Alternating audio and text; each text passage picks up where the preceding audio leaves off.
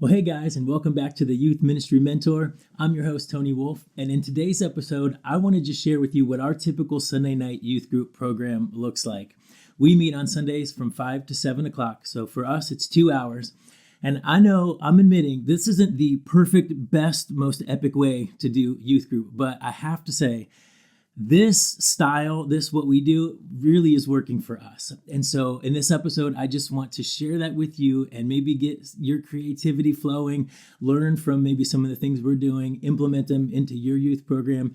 And if you have some ideas that you're doing in your youth group, please share them in the comments below so that we can learn from each other. This whole program, this whole channel is meant to be community and a time of sharing. So share your ideas with me. I'm going to share my ideas with you, and hopefully we can make each other's job just a little bit easier. So let's jump into it. Okay, so here we are in my PowerPoint presentation. Now, I know, don't laugh at me, but PowerPoint works out really well for us, and here's how I use it.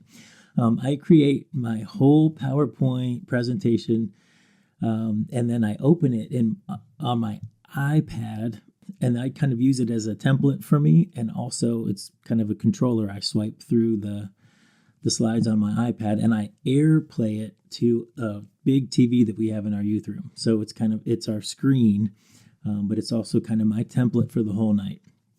And so as the kids come in, you're going to see a slide like this. Welcome to youth group, with some background music playing, just kind of hanging out with the kids for the first 5 to 10 minutes as they're all trickling in.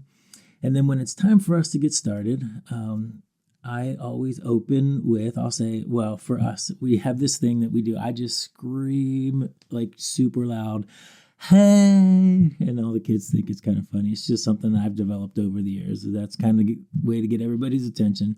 And then the first thing that we do is I show pictures of puppies.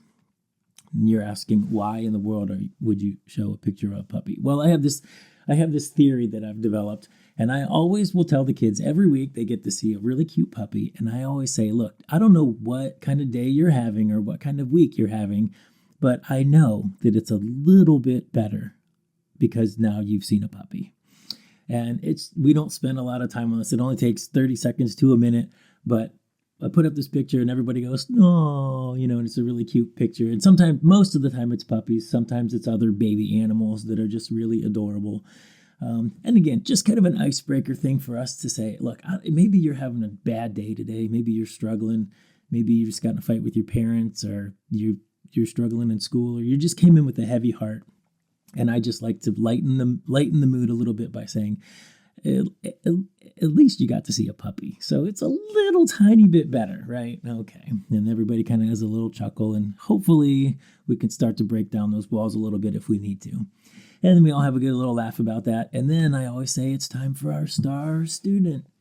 And star student isn't really celebrating our kids for their accomplishments or anything like that. It's just a way for us to just make a big deal out of a kid for no reason at all, really. And so what we've been doing lately is this. I know there's this trend with using AI, Chat GPT, or whatever to make these little action figures. And so I make one out of for a random kid, and they don't know who it's going to be. So when it's time for star student, they all kind of get a little nervous, like, oh my gosh, is it going to be me? I don't know. I'm kind of embarrassed or whatever. And then I'll be like, hey, our star student is Landon, and then it's kind of a way to celebrate who they are, and So this Landon is a Boy Scout, so I put a compass in there. He plays the euphonium in band, and he likes video games. So, and everybody just kind of has a good laugh about that. It's a way to just celebrate a kid for no reason, just to make a big deal about them, and we'll clap for them. Yay, it's Landon, cool. That's what we've been doing lately. In the past, I would just go to their parents' Facebook pages, because kids these days don't really have Facebook a whole lot, it seems like. And so I would just kind of rip off some old pictures of them as little younger kids, and I would say, it's Haley, she's our star student, yay, and everybody claps. So that's a fun way to celebrate kids. And then the next element that we do is a super random question. And I try to come up with the most bizarre, crazy, weirdo questions I can come up with. And so you can tell by this picture, this is a little glimpse into my mind. We've got Jesus with the gnomes and the puppies and the lava lamp there sitting on the beach, and it's just a super random question, and then I'll hit them with something like this: what flavor ice cream should never exist, but secretly you want to try it? And they'll have a little discussion. This might last for 3 to 5 minutes.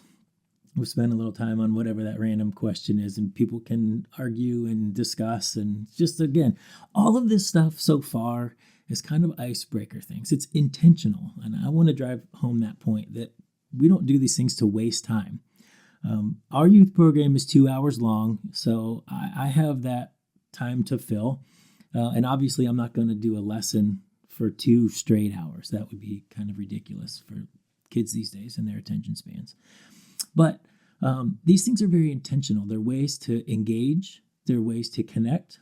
They're ways to celebrate kids and lighten the mood and break down walls. And this is relationship building kind of stuff that happens right here. And a little side note here. I know sometimes you have to be careful about inside jokes, and when they're too inside, when they're just between 1 and 2 kids, or a couple kids, you and 1 or 2 kids, sometimes that can be exclusive. The rest of the group kind of feels left out. So I would say be careful of that. But I think there's kind of something awesome about inside jokes that are everyone in your group is kind of part of. So there are some things that anyone that comes to our youth program, if I see them out somewhere, we might say something and we'll all have it's like an inside joke, but it's for everybody. It's inclusive for our whole youth group, but only our youth group kind of knows about it. These are some of the things that can happen during these first moments of youth group, these first 10 minutes, 15 minutes. This fun stuff can be really a good bonding time, good laughs, breaking down walls, kind of setting the stage for what's to come. So let's continue to move on after we do our super random question. It's game time, baby. And that's the phrase that we use every week. I might have a different slide up there. This week we had Winston Churchill and Snoop Dogg playing a game of chess. But I always say, it's game time, baby. And then we play our games. So this week we played a game called the 25. And here's a little pro tip for you youth pastors out there. This was a new game for me. I'm not going to take the time to explain it right now. Keep this video kind of more brief.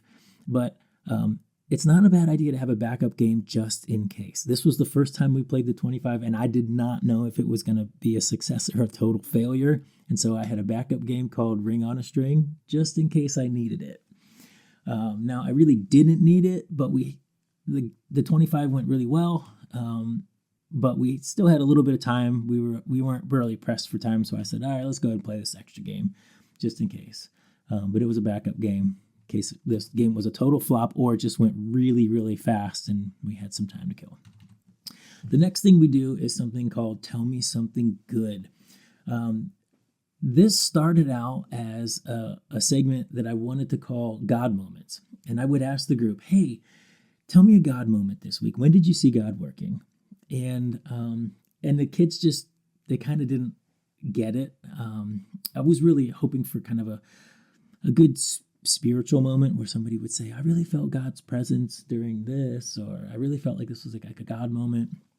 And I don't know if they were too shy to share, if they didn't really understand what I was asking. But that segment, we did it for a few weeks. We tried it out, and kids just kind of weren't getting it.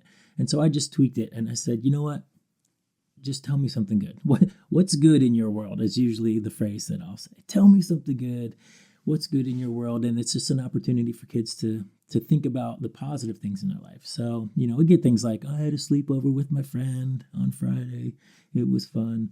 I PR'd in the mile, or whatever, what different accomplishments they have, or whatever's good. And we let 5, 6, 7 kids share.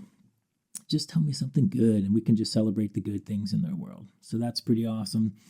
And then after a little time of that, and these are all kind of flexible. Like if nobody has much to share, then we don't dwell on it. We move on. If a lot of people want to share, maybe we'll go ahead and take the time to let them.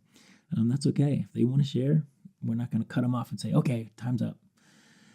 But then after that, we move on to worship.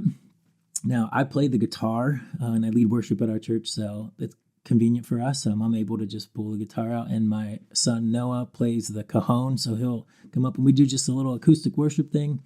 Again, works out really well for us. That might not work out for you in your context. Maybe you don't have people that can help lead worship, or maybe your kids just don't really get into it and it's not your favorite thing. But it works for us, so we do that. So I have a slide here that says worship, and we sang Cast My Cares. And so these are just the lyrics right here in my PowerPoint, though, so it just makes the night flow really nice. And then, what in the world? Yes, I will put up a picture like this after we do our worship time, and this is when we're going to transition to our lesson. I like to put up a slide similar to this. It varies, but the point that I like to make is, listen, there's a time to be silly, and there's a time to be serious. And the image here gets a good laugh.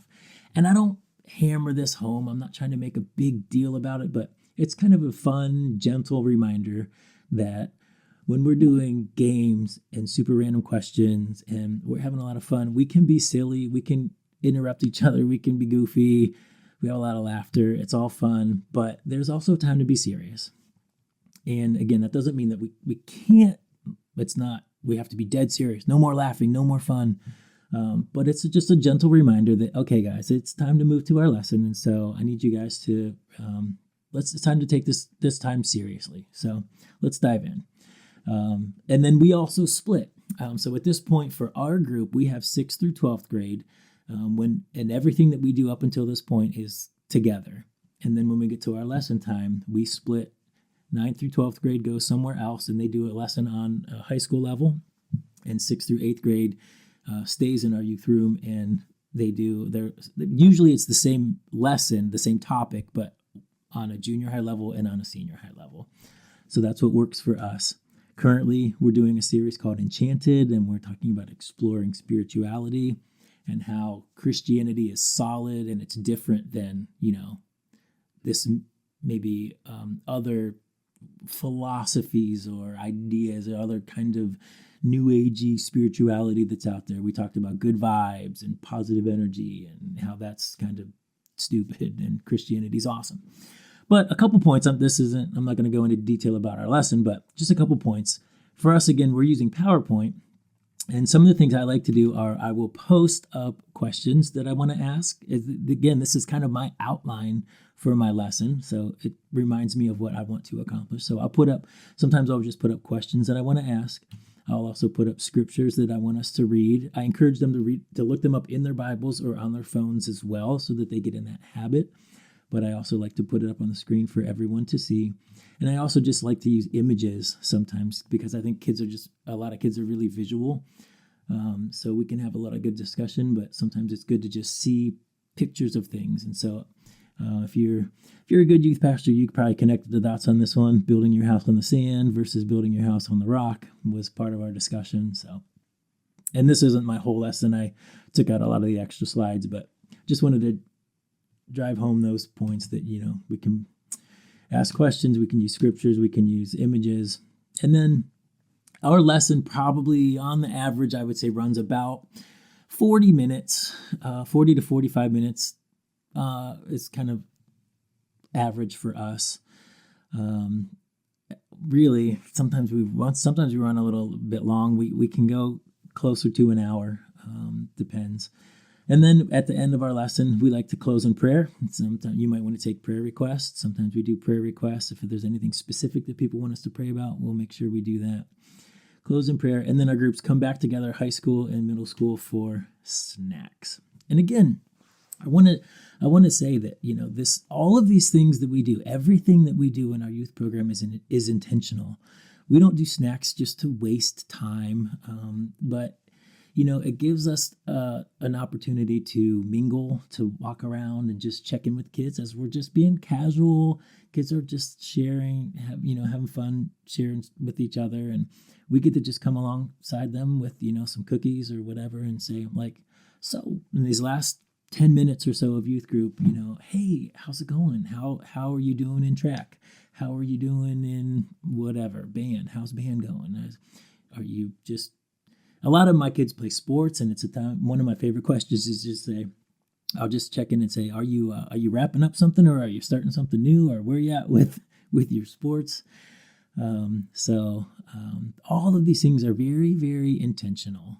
There are opportunities to connect, to build relationships, to have fun, to break down walls, to learn, to grow, to understand the Bible, to learn and grow in our faith. These other things, I want you to know, they're not just time fillers. They're not just wasting time. If that was the case, we would just shorten it and we would just do a 45-minute lesson and go home. But I think that for us, 2 hours works really well, and the kids really, really enjoy it. So again, just want to drive home this point too, that this is not the perfect, best way to run youth group, but these are some things that for us are working really well. And you might decide to use some of these things in your program. And if you have some ideas, some different things that you do at your church with your kids that we can learn from, please put those in the comments below so that we can be a community together. We can learn and grow and make everyone's lives just a little bit easier. So that's what our youth ministry program looks like. I hope this was a beneficial video for you, and it gave you some new ideas and some new things that you might try in your youth program. Again, please in the comments below, share your ideas too so that I can learn from you. And listen, this whole channel is meant to make your life easier. I want to help you do youth ministry. Let me do that for you. And what you can do for me is like this video. You can like all the videos, share them with your friends and other people that you know in youth ministry so that they can benefit from it as well. And subscribe so that you never miss out on future videos. So let's do this thing together. Let's continue to make a difference for the kingdom. And as always, I want you to know that I love you, but not nearly as much as Jesus. God bless you guys.